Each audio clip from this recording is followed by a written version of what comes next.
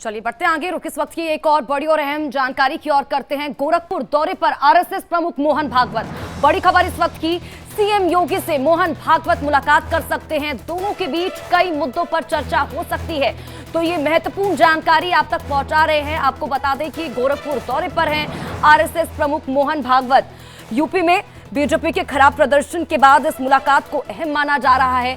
कई मुद्दे रहने वाले हैं जिनको लेकर चर्चा संभव है, तो सीएम योगी से मोहन भागवत मुलाकात कर सकते हैं आज। ये बड़ी महत्वपूर्ण जानकारी।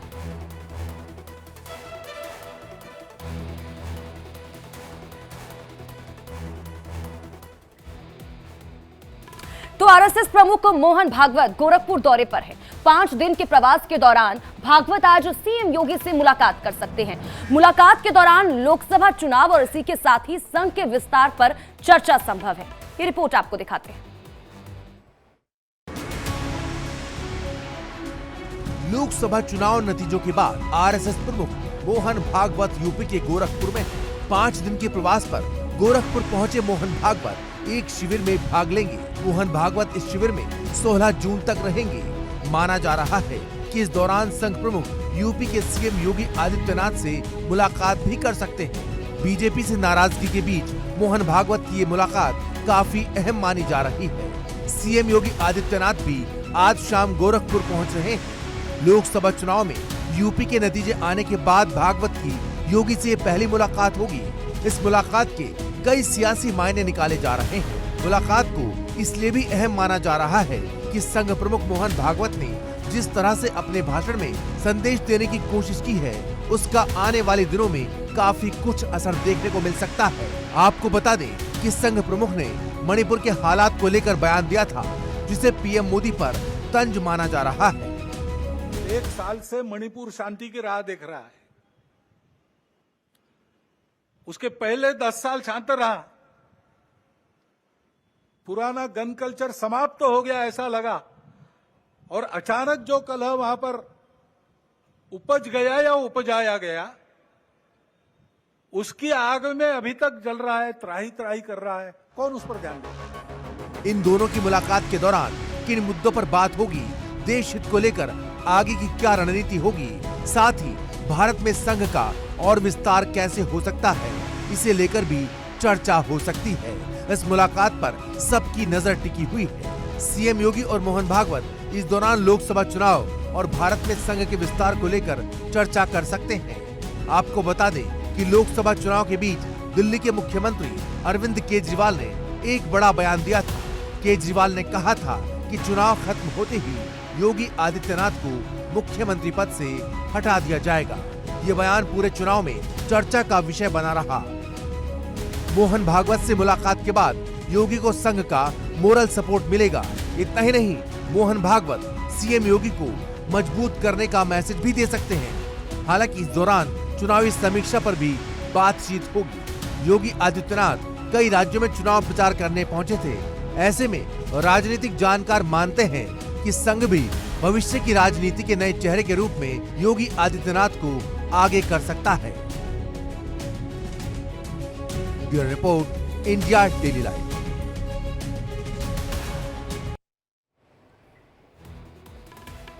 और वहीं बीजेपी पर तंज कसने के बाद संघ के इंद्रेश कुमार बुरे फंस गए हैं।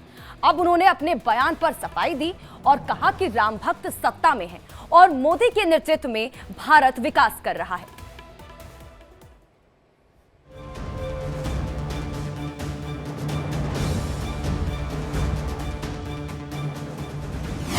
इंद्रेश कुमार का बयान मच गया घमासान। बयान से टेंशन, इंद्रेश कुमार का यू टर्न। बयान पर सियासत, सत्ता में राम भक्त।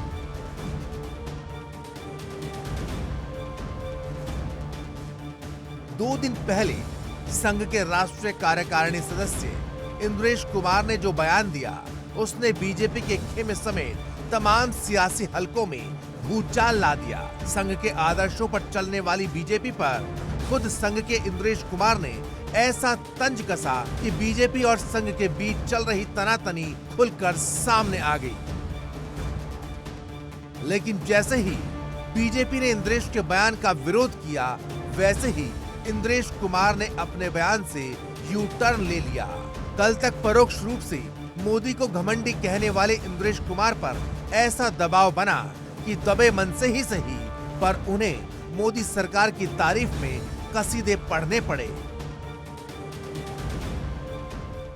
जिन्होंने राम की भक्ति की पर धीरे धीरे अहंकार आ गया, उस पार्टी को सबसे बड़ी पार्टी घोषित कर दिया, पर उसका और जो पूरा उसको मत मिलना चाहिए, जो शक्ति मिलनी चाहिए, वो भगवान ने अहंकार के कारण बोला। जिन्होंने राम का विरोध किया उनमें से किसी को भी शक्ति नहीं दी, सब मिलकर भी नंबर 1 नहीं बने, नंबर 2 पर खड़े कर दिए। ऐसा है, देश का वातावरण इस समय में बहुत स्पष्ट है। जिन्होंने राम का विरोध किया वो सब सत्ता से बाहर हैं। जिन्होंने राम की भक्ति का संकल्प लिया आज वो सत्ता में हैं और तीसरी बार की सरकार श्री नरेंद्र मोदी के नेतृत्व में बन गई है। देश उनके नेतृत्व में दिन दुगनी रात चौगनी तरक्की करेगा, यह विश्वास जन जन में जागृत हुआ है और ये विश्वास फले फूले, इसकी शुभकामना करते हैं। पहले सरसंघचालक मोहन भागवत ने ऐसा ही बयान दिया था। उसके बाद आरएसएस के मुखपत्र ऑर्गेनाइजर में भी सरकार पर निशाना साधते हुए लेख छपा और उसके बाद इंद्रेश कुमार के बयान ने ये साबित कर दिया कि आरएसएस यानी राष्ट्रीय स्वयंसेवक संघ पीएम मोदी और उनकी टीम से खुश नहीं है। हालांकि इंद्रेश कुमार सफाई दे रहे हैं, लेकिन गुरुवार को उन्होंने जयपुर में एक कार्यक्रम के दौरान राम के भक्तों को घमंडी कहा, उसे भुलाया नहीं जा सकता। अभी इस 2024 में भी राम राज्य का विधान देखिए, लोकतंत्र के पर्व में कैसा है। जिन्होंने राम की भक्ति की पर धीरे धीरे अहंकार आ गया, उस पार्टी को सबसे बड़ी पार्टी घोषित कर दिया, पर उसका और जो पूरा उसको मत मिलना चाहिए, जो शक्ति मिलनी चाहिए, वो भगवान ने अहंकार के कारण बोला। जिन्होंने राम का विरोध किया उनमें से किसी को भी शक्ति नहीं दी, सब मिलकर भी नंबर 1 नहीं बने, नंबर 2 पर खड़े कर दिए। इसलिए प्रभु का न्याय बड़ा विचित्र नहीं है, बड़ा सत्य है, बड़ा आनंददायक है। इसलिए जिस पार्टी ने भक्ति की, अहंकार आया, उसको 241 पर रोक दिया, पर सबसे बड़ी बना। आपको बता दें कि इस तरह के बयान लोकसभा चुनाव नतीजों के बाद आ रहे हैं, क्योंकि बीजेपी को पूर्ण बहुमत नहीं मिल सका, जिससे नाराज संघ नेताओं ने बीजेपी और मोदी पर निशाना साधना शुरू कर दिया। बयानों से साफ है कि बीजेपी और संघ के बीच सब कुछ ठीक नहीं चल रहा। राम सबके हैं, राष्ट्र सबका है और हम आपस में भी सब सबके हैं। किसी भी प्रकार की जाति के नाम पर, संप्रदाय के नाम पर, विचारधाराओं के नाम पर देश में भेदभाव की नींव डालना, ये राष्ट्रीय एकता अखंडता संप्रदाय के लिए ठीक नहीं है। अब किसने क्या कहा मैंने देखा नहीं, वो देखने के बाद ही मैं कुछ बता पाऊंगा। लगातार संघ की ओर से बीजेपी पर हो रहे प्रहार के बाद मानो कांग्रेस और इंडिया गठबंधन को बीजेपी के खिलाफ घर बैठे हथियार मिल गया। कौन गंभीरता से लेता है आरएसएस को? मोदी जी खुद तो लेते नहीं, तो हम क्यों लें? जब बोलने का समय था तब बोला होता तो सब गंभीरता से लेते। तब आप चुप रहे, सत्ता के मजे आप भी लूट रहे थे। हर जिले में, हर राज्य में आरएसएस के कार्यालय बन रहे थे, तब तो आप चुप रहे। अब जब लग रहा है कि चिड़िया चुग गई खेत, तो बोलने आ गए। कौन सुन रहा है? पहले मोदी जी सुन ले उनको, फिर हम सुन लेंगे। सरसंघचालक मोहनराव भागवत जी ने भी यही बात कही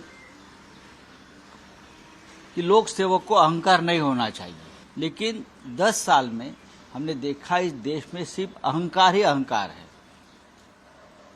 अहंकार है, ईर्ष्या है, बदले की राजनीति है, मिसयूज ऑफ पावर है, और ये सब बीजेपी की मातृ संस्था आरएसएस देखता रह गया। आपको बता दें कि इंद्रेश कुमार ने जयपुर में एक कार्यक्रम के दौरान कहा था कि लोकसभा चुनाव में अहंकार के कारण बीजेपी 240 तक ही पहुंच सकी। उन्होंने आगे कहा था कि 2024 में राम राज्य का विधान देखिए, जिनमें राम की भक्ति थी और उनमें धीरे धीरे अहंकार आ गया, भगवान राम ने उन्हें 240 सीटों पर ही रोक दिया। इंद्रेश कुमार का सीधा इशारा नरेंद्र मोदी की तरफ था। हालांकि अब इंद्रेश कुमार अपने बयान से पलट रहे हैं और उस बयान के मायने समझा रहे हैं। देश का वातावरण इस समय में बहुत स्पष्ट है। जिन्होंने राम का विरोध किया वो सब सत्ता से बाहर हैं। जिन्होंने राम की भक्ति का संकल्प लिया आज वो सत्ता में हैं और तीसरी बार की सरकार श्री नरेंद्र मोदी के नेतृत्व में बन गई है। देश उनके नेतृत्व में दिन दुगनी रात चौगनी तरक्की करेगा, यह विश्वास जन जन में जागृत हुआ है और ये विश्वास फले फूले, इसकी शुभकामना करते हैं। सर, ऐसा ही बयान लगभग थोड़ा बहुत सेम जो है मोहन भागवत जी का भी तो 1 से 2 दिन पहले आया था, उसको लेकर आप क्या कहना चाहेंगे सर? ऐसा है कि पूजनीय सरसंघ चालक जी के बयान पर और देश के अंदर संघ की ये रीत है कि उस पर कोई टिप्पणी नहीं की जाती। आपको ये भी बता दें कि लोकसभा चुनाव के चौथे चरण की वोटिंग के बाद बीजेपी अध्यक्ष जेपी नड्डा का एक बयान आया था।